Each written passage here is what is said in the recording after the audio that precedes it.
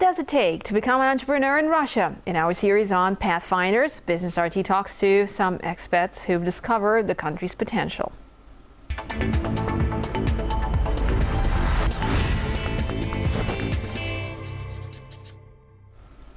Anyone who's been to Russia might have been surprised to find a Caesar salad cropping up on virtually every restaurant menu. Lettuce, garlic sauce, and parmesan are hardly traditional Russian fare. The answer to this riddle is Henrik Winter, a Danish restaurateur who came here in the dying days of the Soviet Union.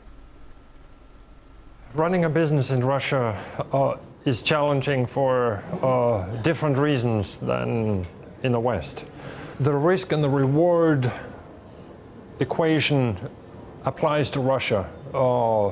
There's a great opportunity in the market. Your return on investment here is higher than you would expect in the West, but that is again justified by the relatively high risk that one has to face in the market here. It was 1991. I came in September and the collapse of the Soviet Union was 6 months later. I was new in the country. I didn't speak the language, but what was interesting and challenging at the same time was that things were changing, but really what was changing and how things were going to change was totally unpredictable. So opening up a restaurant in Russia was something truly unique. Back then, there were no restaurants in Russia. There was a total of 2 restaurants, and this was basically the 3rd restaurant to open up in the Soviet Union, a country of 380 million people. We chose to open up a Swiss restaurant called Le Chalet, with fondue and steak tartare and Caesar salad and things like that. Oh, it's funny, the story about the Caesar salad. The situation in Russia is quite unique because Caesar salad is on literally every menu in the whole country. Why that is so, in my opinion, is that when we opened up Le Chalet, the key dish, it was a Caesar salad. It was prepared in front of the guests by the waitresses. A lot of people had to learn how to make the Caesar salad. As the years went on and new restaurants opened up, one of the things that everybody knew was to make a Caesar salad. So it was a recipe that was kind of passed out among the few professionals in the restaurant business in those days. The influence of that pioneership, yes, you felt it, but really it was later on that one realized the profound impact that one had in those days.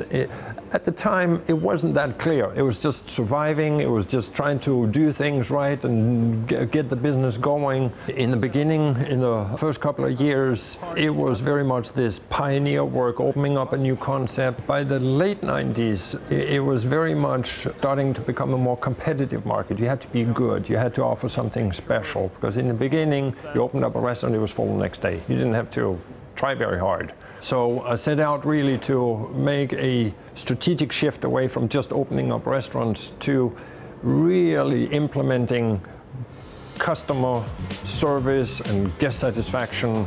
And that started with training programs. Because the restaurant business has a relatively big turnover of staff, we were teaching, bringing knowledge to a huge number of people that worked for us for a while, and many of them left to other restaurants and so forth. So we were the professional kind of growth model for professional knowledge in the restaurant business. Patio Pizza, later to become Il Patio, was hugely successful. Likewise, the Planet Sushi. As general manager of Rosinter throughout these many years, I opened 400 restaurants. 3 years ago, I started opening up my own restaurants.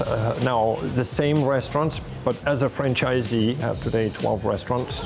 It's a business that requires a lot of perfection in every kind of execution. That's personal touch. It's the small things that count, but that's not special for Russia. It's everywhere, but surely it's a requirement for Russia, because here, again, the competitive environment has become so tight that you need to be really, really good to be successful.